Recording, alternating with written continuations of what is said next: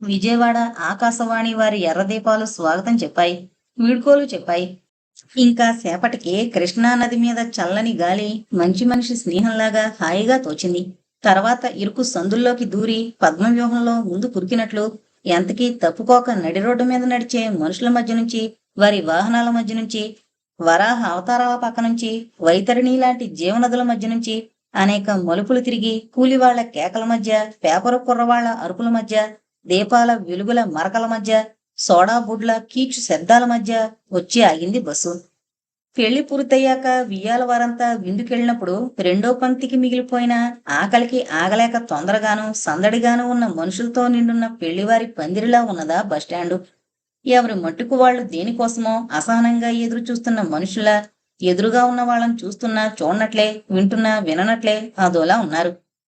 సారథి కిందకి దిగి అనురాధని అడిగాడు, ఏదైనా తీసుకుంటారా అని. ఆమె ఏమీ అక్కర్లేద్దంది. అతను కాఫీ తాగొచ్చి ఆమె పక్కన కూర్చున్నాడు. నిజం చెప్పండి, ఈ పూట భోజనం చేశారా అని అడిగాడు సారథి. చేశాను, మా ఫ్రెండ్ ఉందని చెప్పాను కదా, అది కూడా బస్టాండ్ దాకా వస్తానంది, నేనే వద్దన్నాను. బస్సు మళ్లీ బయలుదేరింది. పద్మవ్యూహాన్ని భేదించుకుని హైదరాబాద్ రోడ్డు పట్టింది. వెనక సీట్లో కూర్చున్న వాళ్ళెవరో రాజకీయాల గురించి మాట్లాడుకుంటున్నారు.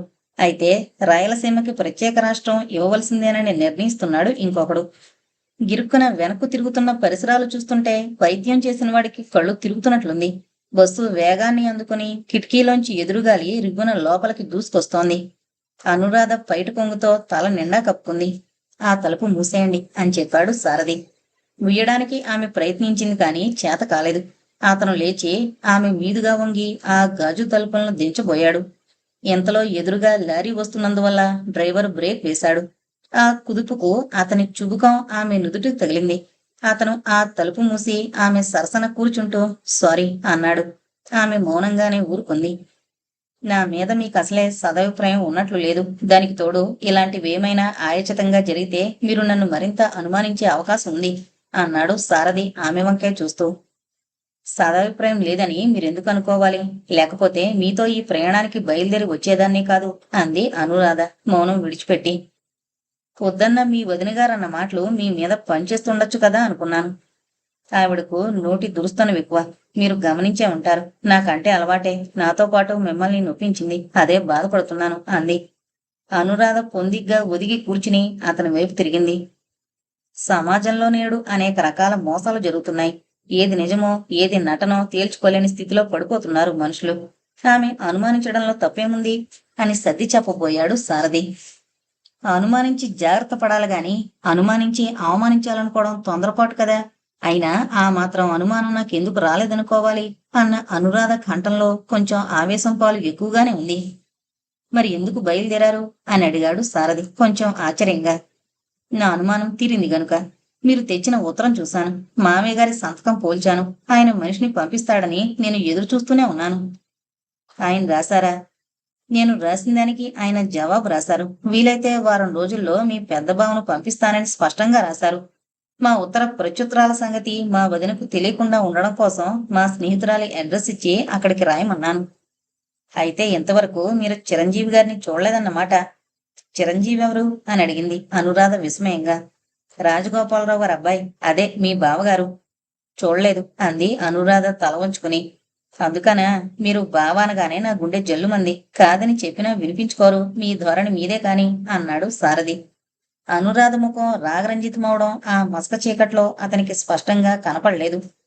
రావు గారు చిరంజీవి గారు మీ మీద ఈగ వాలనివ్వరులేండి. అంతవరకు నేను ఖచ్చితంగా చెప్పగలను. అంటే మిగిలిన వాళ్ళ విషయంలో నేను భరోసా ఇవ్వలేను. ఇంకా ఎవరెవరున్నారు ఆ ఇంట్లో? మీ చిన్నబావ మధు, మీ అత్తగారు హేమలతాదేవి, ఆమె ముద్దుల గారాబు పట్టి శిరీషాదేవి గారు. శిరీష ఏం చదువుతోంది? బిఏ. బాగుంటుందా? బిఏనా? బాగానే ఉంటుంది. అనురాధ లేత పెదవులపై చిరు దరహాసం తొణికినట్లయింది. శిరీష అందంగా ఉంటుందా అని అడిగింది మళ్ళీ. బ్రహ్మాండంగా ఉంటుంది. మా ఆఫీసర్ గారి తాలూకా వస్తువు ఏదైనా సరే చివరికి వారి వాకిట్లో కట్టేసిన బొచ్చుకోక కూడా నాకు బ్రహ్మాండంగానే ఉంటుంది. ఆమె సంతోషం తొణికిసలాడగా నిండుగా నవ్వింది. గమ్మత్తుగా మాట్లాడతారే మీరు అంది. ఆ ప్రశంస అతనికి యుద్ధంలో గెలుచుకున్న భుజకీర్తిలా తోచింది. కొన్ని క్షణాలు మౌనంగా పరిగెత్తాయి.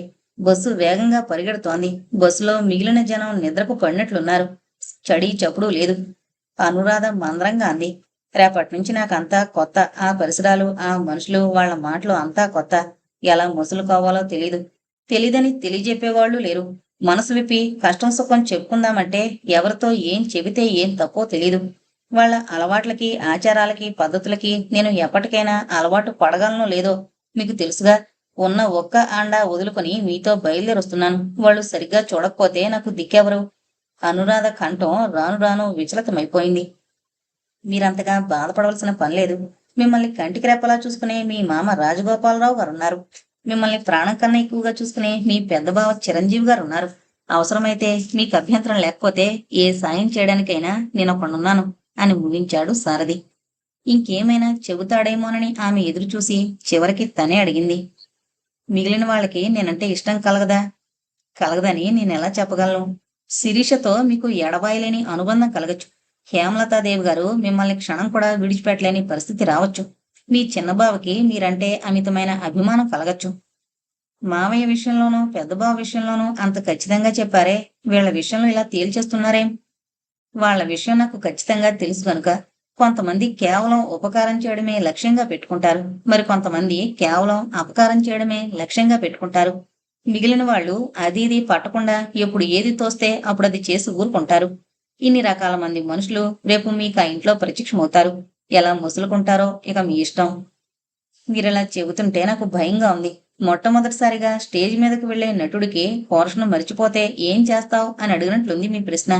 అనురాధ దిగులు పడిపోయింది.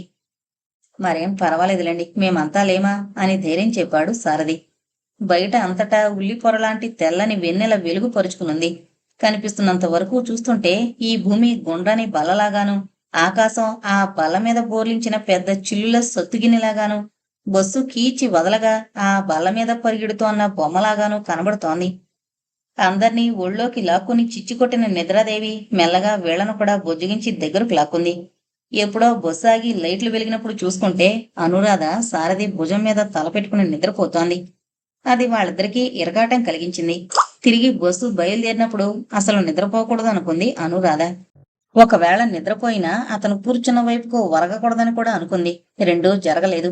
హైదరాబాదులో దిగేటప్పుడు చూసుకుంటే ఆమె మళ్లీ అతని భుజం మీద తలాంచి నిద్రపోతూనే ఉన్నందుకు తనలో తనే సిగ్గుపడుతూ నవ్వుకుంది.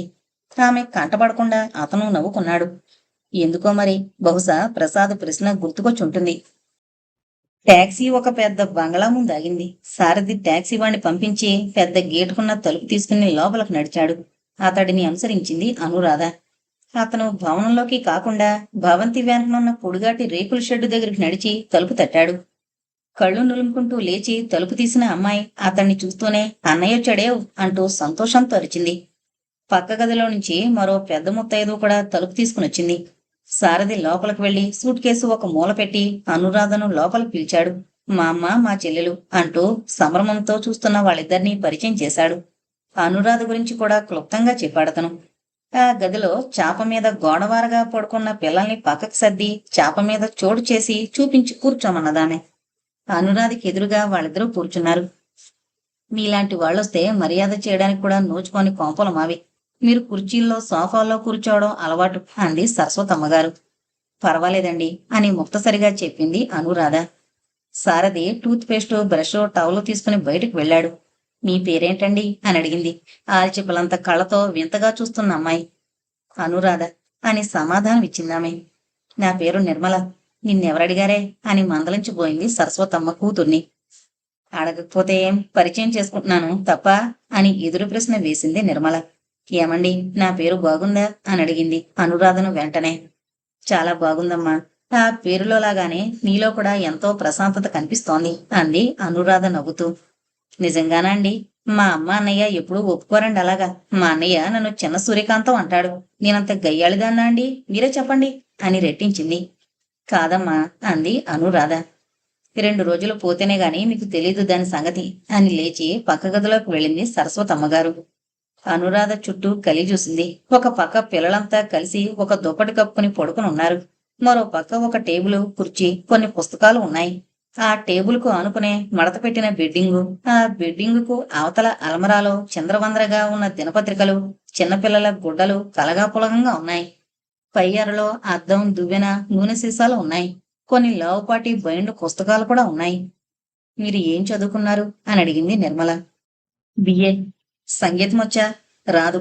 ఓపిక తెచ్చుకుని నవ్వింది అనురాధ. వంట పని వచ్చు. కుట్టు పని వచ్చు. సినిమాలు ఎక్కువగా చూస్తారా? చూడను. ఎందుకని? ఊరికినే.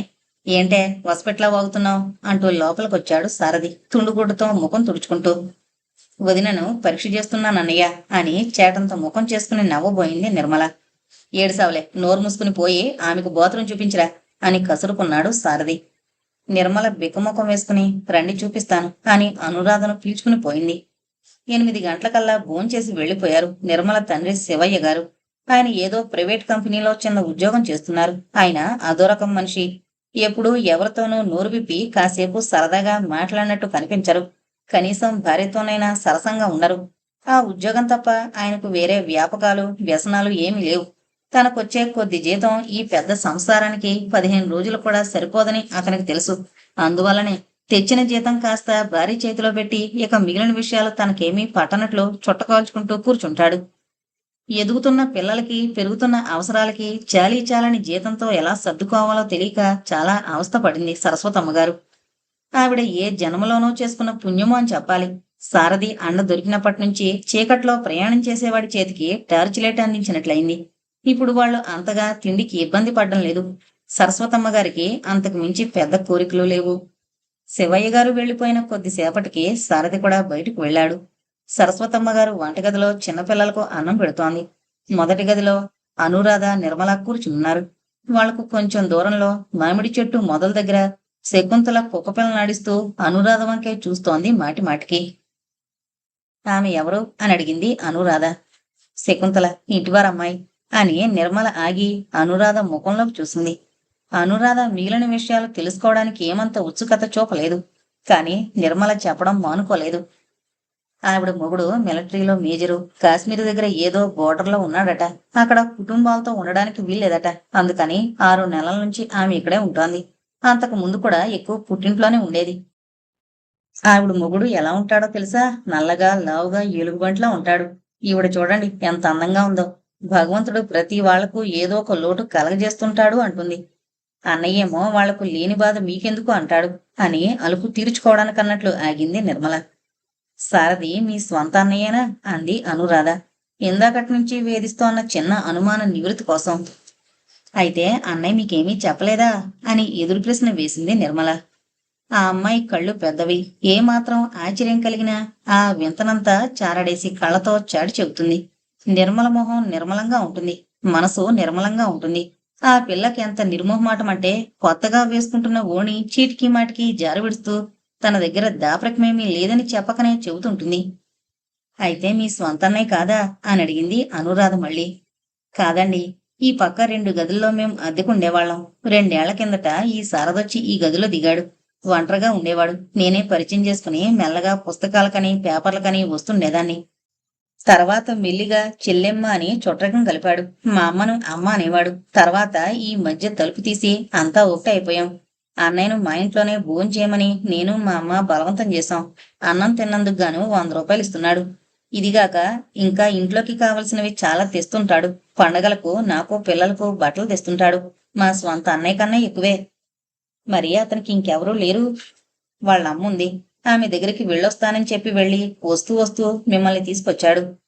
అక్కడ సంభాషణ తెగిపోయింది. కాని నిర్మల అడగదలుచుకున్న కొన్ని విషయాలు అలాగే ఉండిపోయాయి. అడిగితే ఆమె కోపగించుకుంటుందేమోనని ఆ పిల్లకు భయంగా ఉంది. కాని భయపడి ఏదీ మానుకునే తత్వం కాదు ఆ అమ్మాయిది. ఏమండి, నేనొకటి అడగనా అంది నిర్మల నమ్రతగా. ఆ పిల్ల చూపిస్తోన్న అణుకువ అనురాధను లొంగ తీసుకుంటోంది. అడుగు నిర్మల అంది నవ్వుతూ. మా అన్నయ్య మీకెలా తెలుసు అని నెమ్మదిగా అడిగింది. నాకు తెలీదమ్మా. నిన్న మధ్యాహ్నం మా ఇంటికొచ్చాడు. మా మామయ్య గారు పంపించారని చెప్పాడు. నన్ను తీసుకురమ్మన్నారని కూడా చెప్పాడు. నీలాగే నేను అన్నీ నిజమని నమ్మే అమాయకురాల్ని. అందువల్ల మా వాళ్ళు వద్దని చెబుతున్నా వినకుండా వచ్చేశాను. మా మామయ్య గారింటికి తీసుకువెళతానని చెప్పి ఇక్కడికి ఎందుకు తీసుకొచ్చాడో నాకు తెలీదు. ఎన్నాళ్ళు ఇక్కడ ఉండాలో నాకు తెలీదు. అన్నింటికంటే దారుణం, మా వాళ్ల ఇల్లు ఎక్కడో కూడా నాకు తెలీదు. వాళ్ళెవరో నాకు అంతకన్నా తెలీదు. నేను ఎవరో చెప్పుకుంటేనే గాని వాళ్ళకి తెలీదు. అనురాధ కంఠం బాధతోనూ ఆవేశంతోనూ గాదగదికమైపోయింది. నిర్మల లేత మనసు వెనలా కరిగిపోయింది. పోనీలేండి, మాతోనే ఉండండి. ఇక్కడ మిమ్మల్ని ఎవరూ ఏమీ అనరు. ఏ ఇబ్బంది కలగకుండా నేను చూస్తాను అంది నిర్మల. అనురాధకు దగ్గరగా జరిగి ఆమె కళ్ళల్లోకి అత్యంత అనురాగపూరితంగాను ఆరాధనాపూరితంగాను చూస్తూ. అనురాధ నిర్మల శిరస్సు మీద వాత్సల్యంతో నిమరడం మినహా మరేం చేయలేకపోయింది. పరిచయమైన కొద్దిసేపట్లోనూ వాళ్ళిద్దరి మధ్య అనుబంధమేదో ముడిపడినట్లు తోచింది అనురాధకు. మనసులు విప్పి మాట్లాడుకోవడమే అందుకు కారణం కావచ్చునని కూడా అనుకున్నదామె. ఏమండి, నేనొక మాట అడుగుతాను, కోపడరు కదూ అంది నిర్మల భయంగాను బిడియంగాను చూస్తూ. కోపడంలే, చెప్పు అని నవ్వింది రాధ. మీతో పరిచయం పెంచుకుంటే తప్ప మేమందుకు తగమా? తప్పని ఎవరన్నారమ్మా? అనురాధ కరుణతో కరిగిపోతూ నిర్మలను దగ్గరకు లాక్కుని ఆ పిల్ల వీపు మీద చేయివేసి గోముగా నిమురుతూ ఉండిపోయింది. మరైతే పరిచయం పెంచుకున్న ఆడవాళ్లు వరసలు కలిపి పీల్చుకుంటారు, మీకు తెలుసా అని అడిగింది చారడేసి కళ్లతోనూ లక్క పిడతల్లాంటి గుండ్రని పెదవులతోనూ వింతైన సొగసును ప్రదర్శిస్తూ. తెలుసు అంది అనురాధ ముద్దొస్తోన్న ఆ పిల్ల అందాన్ని ముద్రలై చూస్తూ. మరైతే మనం కూడా అలాగే పీల్చుకుందామా? అలాగే అంది అనురాధ అనాలోచితంగానే. అయితే నేను వదిన అని పిలుస్తాను, ఏం అంది నిర్మల గారాభం ఒలికిస్తూ. వదిన అన్న పిలుపు వినగానే అనురాధ మొహం అప్రసన్నమైపోయింది. పొద్దున్న కూడా ఈ అమ్మాయి అలాగే పిలిచింది. సారథి ముందు అలా పిలిస్తే తనకు సిగ్గుతో చితికిపోయినంత పనైంది. కొంపదీసి ఇదంతా అతడు ఆడిస్తోన్న నాటకం కాదు కదా అన్న సందేహం కూడా ఆమెను వెంట వెంటనే ఆవరించింది. అసలు తనని మామయ్య గారింటికి తీసుకువెళ్లకుండా ఇక్కడకు తీసుకురావడం ఏమిటి? ఎవరెవరితోనో ఈ పరిచయాలేంటి? ఈ చుట్టరికాలేంటి? ఏంటిదంతా? ఎందుకితను ఇలా నాటకం ఆడుతున్నాడు? అడుగుదామనుకుంటే అతను తనకు అవకాశం ఇవ్వకుండానే వెళ్ళిపోయాడు. అతను తీసుకెళ్లి దిగవిడిస్తేనే గాని వెళ్లలేని పరిస్థితి తంది. అతను ఎందుకిలా చేస్తున్నాడో తెలియని స్థితిలో పడిపోయింది. ఏం వదినా, సరేనన్నవా అని బలవంత పెట్టింది నిర్మల. సరే అంది అనురాధ. అతనొస్తే నిలదీసి అడగాలని కూడా అనుకుంది. పిల్లల భోజనాలైన తర్వాత సరస్వతమ్మ గారు నిర్మలకు అనురాధకు వడ్డించింది. వాళ్ళు తిని లేచిన తర్వాత ఆమె మధ్యగదిలో ద్వారబంధం మీద తలాంచి పడుకుంది. పిల్లలంతా చదువులకో ఆటలకో ఎక్కడికో వెళ్లారు. పసిపిల్లలు ఇద్దరు నిద్రలో పడ్డారు. నిర్మల ప్రతి క్షణం ఊపిరాడకుండా ఏదో వాగుతూనే ఉంది. 1 గంట అవుతుండగా ఎండను పడొచ్చాడు సారథి. అతని చేతిలో కొత్త సూట్ కేసు ఏదో ఉంది. ఇంకో అరగంట తర్వాత అతను భోంచేసి వచ్చి కూర్చున్నాడు. సరస్వతమ్మ గారు వంటింట్లోనే ఉండిపోయింది. మేడ మీద నుంచి ఇంటివారమ్మాయి శకుంతల పిలిస్తే నిర్మల మేడ మీదకు వెళ్ళింది. నన్ను ఇక్కడికి తీసుకొచ్చారేం అని అడిగింది అనురాధ. ఈ ప్రశ్న మీరు పొద్దున్నే అడుగుతారనుకున్నాను, చాలా ఆలస్యం చేశారు అన్నాడు సారథి నవ్వుతూ. నేను ఆలస్యం చేసినా పర్వాలేదు, మీరు అన్యాయం చేయకుండా ఉంటే చాలు అంది అనురాధ కటువుగా. అతని మీద చాలా కోపంగా ఉన్నదామెకి. నిజానికి చాలా నిగ్రహం మీదనే ఆ మాటలు అనగలిగింది. మీకు అన్యాయం చేస్తే నాకేమొస్తుంది చెప్పండి? నిన్న మధ్యాహ్నం నుంచి నాలో నేను మదన పడుతున్నాను. రాజగోపాలరావు గారు ఆ ఉత్తరం రాసి నాకిచ్చి వస్తే మిమ్మల్ని వెంట తీసుకుని రమ్మన్నారు. ఈ విషయం ఇంట్లో ఎవరికీ తెలియనియద్దు అని కూడా నన్ను ఆదేశించారు. వారింట్లో వాళ్ళందరికీ నా మీద ప్రేమ ద్వేషమో గాని నేను చేసే ప్రతి పని తప్పుగానే కనబడుతుంది. అందువల్ల ధైర్యం చేసి మిమ్మల్ని తిన్నగా వారింటికి తీసుకుని వెళ్ళలేకపోయాను. రాగానే రాజగోపాలరావు గారిని కలుసుకోవాలని వెళ్ళాను. ఆయన లేరు, ఢిల్లీ వెళ్లారు. ఈ సమయంలో నిజంగా మిమ్మల్ని వారింటికి తీసుకుని వెళ్ళుంటే మీ అత్తగారైన హేమలతాదేవి గారు నన్ను ఈ జన్మకి క్షమించలేరు అని ఆగిపోయాడు సారథి. మా అత్తయ్యకు నేను రావడం ఇష్టం లేదా అని అడిగింది బేలగా చూస్తూ. మీరు రావడం మాట ఏమో గాని నేను తీసుకురావడం బొత్తిగా ఇష్టం ఉండదు. ఇంతకు ముందే మా ఇంటి విషయాలను కలగ చేసుకోవద్దని నాకెన్నోసార్లు వార్నింగులు, హెచ్చరికలు వగేరా వగేరాలెన్నో ఇచ్చున్నారు. అవన్నీ నేను ఖాతరు చేయలేదనుకోండి, అది వేరే విషయం. మీరు చెప్పేదంతా వింటుంటే నాకు చాలా భయం కలుగుతోంది. భయపడితే మీరు బ్రతకలేరు. ఆ ఇంట్లో భారతదేశంలో ఉన్నన్ని రాజకీయాలున్నాయి. చొప్పున మీరు ఏదో ఒక పార్టీలో కలిసిపోండి. ఇక మీరేం చేసినా దాన్ని సమర్థించడానికి బోళ్లంత బలగం ఉంటుంది. అతను ఎంత తేలిగ్గా చెబుతున్నాడో ఆమె అంత దీర్ఘంగా ఆలోచిస్తోంది. మనసంతా అస్తవ్యస్తమైపోయి భేతాహరిణి క్షణ వలె చూసింది. ఉన్నట్లుండి సారథి కూడా గంభీరంగా మారిపోయాడు.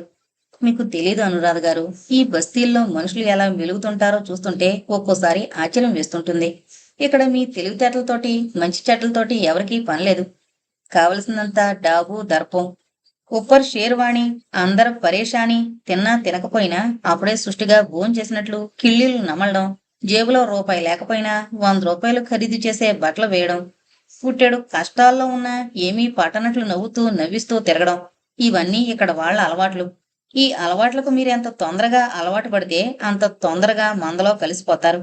క్షమించాలి, బోరు కొట్టడం లేదు కదా? లేదన్నట్లుగా తల ఊపింది అనురాధ. ఒక మనిషి మీద మొదట కలిగిన అభిప్రాయం ఒక అంతటా చెరిగిపోదు. ఇప్పుడు మీరు దీనంగా మొహం పెట్టుకుని దయనీయమైన స్థితిలో కట్టు బట్టలతో వాళ్ళ ఇంట్లో అడుగు పెడితే మిమ్మల్ని అర్థం చేసుకునే వాళ్ళు ఎక్కువ మంది లేరు అక్కడ. అపార్థం చేసుకునే వాళ్ళే ఎక్కువ. ఉన్న పళంగా వెళితే మీకు ఆ ఇంట్లో పని మనిషి పాత్ర కూడా దొరకదు. కానీ నా ఉద్దేశం అది కాదు. మీరు బహుశా ఆ ఇంటి పెద్ద కొడలు కాబోతున్నారు. రాజగోపాలరావు గారు ఆ ఉద్దేశాన్ని మనసులో పెట్టుకునే మిమ్మల్ని పిలిపించారు.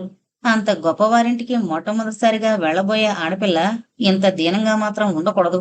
అందువల్ల మీకు ఇష్టం ఉన్నా లేకపోయినా చూడండి, ఈ సూట్ కేసులో మీకు కావలసినవన్నీ తీసుకొచ్చాను. వీటిని వెంట తీసుకువెళ్ళండి అని సారథి సూట్ కేసు మూత తెరిచి చూపించాడు. 4-5 ఖరీదైన చీరలు, బ్లౌజులు, టవల్స్, టాయిలెట్ బాక్స్ లాంటివన్నీ చూసి విస్తుపోయింది అనురాధ. నా కోసం ఇవన్నీ తీసుకొచ్చారా మీరు అని ప్రశ్నించింది సంభ్రమాచర్యాల నుంచి తేరుకోలేని అనురాధ. రాజగోపాలరావు గారు నాకు తండ్రి, గురువు, దైవము కంటే ఎక్కువే. ప్రపంచంలో ఎంతో మంది ఆఫీసర్లున్నారు. వాళ్ళ వద్ద పనిచేసే గుమస్తాలు ఉన్నారు. కానీ మా అనుబంధం అక్కడతో ఆగలేదు. అనిర్వచనీయమైన రాగబంధం ఏదో మమ్మల్ని కట్టిపడేసింది. అందువల్ల రాజగోపాలరావు గారి ప్రతి పని, ప్రతి అవసరము నాది. వారి మేనకోడల్ని ఆదుకోవాల్సిన అవసరం ఆయనకి ఎంత ఉందో నాకు అంతే ఉంది. కాబట్టి ఇందులో నా నిజాయితీని మీరు శంకించవలసిన పని లేదు. ఈ సూట్ కేసు మాత్రం మీతో తీసుకువెళ్ళండి. వెళ్ళేటప్పుడు ఈ వేషాన్ని విప్పేసి ఖరీదైన జీవితంలో అడుగు పెట్టేటప్పుడు అందుకు తగ్గ వేషంలోనే వెళ్ళండి. అది మీ భవిష్యత్తుకెంతో ముఖ్యం అన్నాడు సారథి. అనురాధ అతని వంక చూస్తూ అప్రయత్నంగానే 2 చేతులు జోడించింది. మీరు ఎవరి తృప్తి కోసమో, ఎవరి రుణం తీర్చుకోవడానికో ఇదంతా చేస్తున్నట్లు చెబుతున్నారే గాని నిజానికి నేను మీకు రుణపడిపోతున్నాను. డబ్బంటే తిరిగిచ్చేసి బాకీ తీర్చుకోగలం, కానీ సమయానికి చెప్పే సలహాలను, చేసే సహాయాలను ఎలా బదులు తీర్చుకోవడం అంది అనురాధ. చెప్పాను కదండి, రాజగోపాలరావు గారి మనుషులందరూ నాకు కావలసిన వారే. ఇప్పుడే కాదు, ఇక ముందు కూడా మీకే చిన్న సహాయం కావాల్సి వచ్చినా ఈ సారథిని మర్చిపోవద్దు. మిమ్మల్ని మర్చిపోవడం సాధ్యమా? రేపటి నుంచి బావగార్ల సాన్నిధ్యం అన్నిటినీ మరిపిస్తుందేమో అన్నాడు సారథి నవ్వుతూ. అనురాధ సిగ్గును దాచుకునే ప్రయత్నాల్లో తలదించుకుంది. బేగంపేట్ ఎయిర్పోర్ట్ లో ఢిల్లీ నుంచి వచ్చిన విమానం ఆగింది. సూట్లో దర్జాగా టీవీగా దిగుతున్నారు కొందరు. ఖద్దరు టోపీ వాళ్ళిద్దరు దిగారు. వాళ్ళ కోసం ఎదురు చూస్తున్న వాళ్ళు కొందరు పరిగెత్తుకుని వెళ్లి నమస్కారాలు చేసి వాళ్ళ వెనకకు చేరారు. తర్వాత కొందరు విదేశీ యువత యువకులు, మరికొందరు ఆఫీసర్లు దిగారు. సారథి వెళ్లి రాజగోపాలరావు గారిని విష్ చేసి ఆయన చేతిలోని బ్రీఫ్ కేస్ అందుకున్నాడు. ఆయన తన వెంటనున్న ఎవరితోనో ఏదో విషయం మీద తీవ్రంగా చర్చిస్తూ వచ్చారు. ఆయనకు కొంచెం ముందుగా నడుస్తున్న మంత్రిగారు పిలవడంతో ఆయన కొంచెం తొందరగా నడిచి ఆయన వద్దకు వెళ్లారు. నడుస్తూనే వాళ్ళిద్దరూ ఏదో మాట్లాడుకున్నారు. మంత్రిగారు వెళ్లిపోయాక రాజగోపాలరావు గారు తనతో వచ్చిన మరో మిత్రునితో క్యాంటీన్లోకి వెళ్లి వచ్చేటప్పటికి సారథి లగేజ్ కారులో పెట్టించాడు. ఆయన స్నేహితుల వద్ద సెలవు తీసుకొచ్చి కారులో కూర్చున్నారు. కారు ఎక్కుపెట్టి విడిచిన బాణంలా వేగంగా దూసుకుపోతోంది. చల్లగాలి మొరటగా రెచ్చగొట్టే బజారు స్త్రీలా వాళ్ల మీద పడి గిలిగింతలు పెడుతోంది. ఏం సారథి విశేషాలు అని అడిగాడు రాజగోపాలరావు వెనక్కి తప్పుకుంటున్న భవనాల వైపు చూస్తూ. ఏం లేవు సార్ అన్నాడు సారథి. ఎలా ఉంది ఆఫీసు అని అడిగారు. అంటే ఆయన లేని సందర్భంలో జరిగిన విశేషాలు చెప్పాలి, కానీ చెప్పడానికి సారథి కూడా ఆఫీసులో లేడు. ఆయన కన్నా ముందే ఆఫీసు వదిలి వెళ్ళాడు. ఆ విషయం ఆయన మరిచిపోయినట్లున్నారు. నేను కూడా నిన్ననే వచ్చాను సార్. అవును, నువ్వు మీ ఊరు వెళ్ళావు కదూ, మీ అమ్మగారు ఎలా ఉన్నారు, కులాసానా అన్నారాయన సారథి వంక తిరిగి. బాగానే ఉందండి. ఈ లోపున ఆ ప్రాంతాలకొస్తే ఒకసారి చూసి వెళ్ళమని చెప్పమంది సార్. అనసూయను చూసి చాలా కాలమైంది. వెళ్ళి రావాలంటే వీలు కాకుండా ఉంది. కులాసాగా ఉంది కదూ. ఉన్నది అన్నట్లు తల ఊపాడు సారథి. రాజగోపాలరావు గారు వెంటనే ఏదో ఆలోచనలోకి జారిపోయినట్లున్నారు. కొంచెంసేపు మౌనం వహించారు.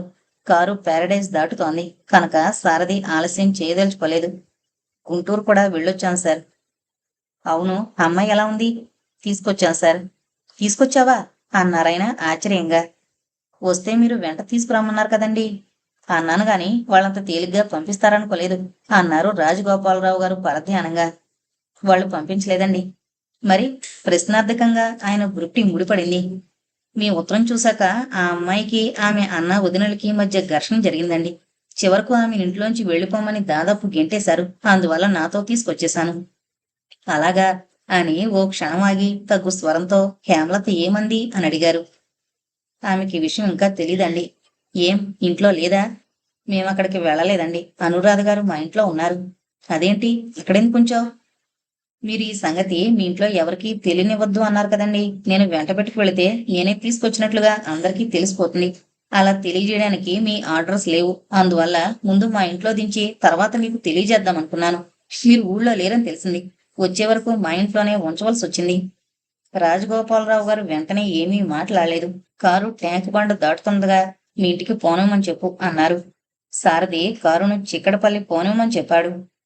ఆజానుబాహుడు అమృత హృదయుడు అయిన రాజగోపాలరావు గారు ఆప్యాయంగా నవ్వుతూ దగ్గరకొస్తే నిన్నటి నుంచి బిక్కుబిక్కుమంటోన్న అనురాధ మనసు ఆర్ద్రమైపోయింది. ఏమమ్మా బాగున్నావా? బాగానే ఉన్నానన్నట్టు తలాడించింది. కన్నిటిని మాత్రం దాచుకోలేకపోయింది.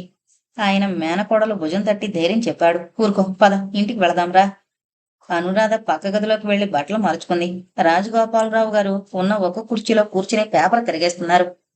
నిర్మల అనురాధ చీరల మీదకి సరిపడే జాకెట్ కుట్టించేసింది అప్పుడే. ఆ అమ్మాయి ఎన్నిక చేసిన చీరనే కట్టుకుంది. ఈ 2 రోజుల్లోనూ సరస్వతమ్మ గారు చూపిన ఆప్యాయత కన్నతల్లిని గుర్తు తెచ్చింది అనురాధకు. ఆమె దగ్గర నుంచి వెళ్ళడానికి కూడా మనసు ఒప్పడం లేదు. నిర్మల మాటలతో ఆమెను క్షణం ఊపిరాడకుండా చేస్తూనే ఉంది. వదినా, మమ్మల్ని మరిచిపోతావు కదూ? లేదమ్మా, మరిచిపోను. అప్పుడప్పుడు వస్తుంటానుగా. ఎప్పుడెప్పుడొస్తావో మరి చెప్పు. ప్రతి ఆదివారం వస్తాను, సరేనా? రాకపోవాలి, అప్పుడు చెప్తాను. ఇంతలో సారథి అక్కడికొచ్చాడు. చాలా థ్యాంక్స్ అండి. మీరు చేసిన సాయం నేనెన్నటికీ మరవలేంది. మళ్ళీ మళ్ళీ చెబుతున్నందుకు ఏమనుకోకండి. మీరు కూడా అలాగే ఏమీ అనుకోకండి. మళ్ళీ చెబుతున్నాను. మీకే చిన్న సాయం కావలసిన సారథిని మర్చిపోకండి. అన్నయ్య, వదినను ప్రతి ఆదివారం మన ఇంటికి తీసుకురావాలి. నిర్మల ప్రతిపాదన చేసింది. వాళ్ళు చేసుకున్న ఒప్పందాన్ని మళ్ళీ. అవునండి, నిర్మలను సరస్వతమ్మ గారిని వారానికి ఒకసారైనా చూడాలి. నాకేమో ఊరు కొత్త. మీరు శ్రమ అనుకోక తీసుకురావాలి నన్ను అంది అనురాధ కొత్త టెర్లిన్ చీర కుచ్చెళ్ళు ఒత్తుగా నొక్కుంటూ. ఆమె భుజం మీద ఆ చీరది ఏదో అల్లిన చెంకి పూలు తళుక్కున మెరుస్తున్నాయి. ఇప్పుడు ఆ అమ్మాయి కళ్ళల్లో కొండంత ధైర్యం, ముఖంలో పండు వెన్నెలా పరుచుకున్న సంతోషం, మాటల్లో ₹1,00,000 లాటరీలో దొరికినంత ఆనందం. ఇవన్నీ కలిసి అనురాధ ఆనందాన్ని ఇనుముడింపు చేశాయి. ఆ అందాన్ని ఆసక్తిగా చూస్తూ శారద అన్నాడు.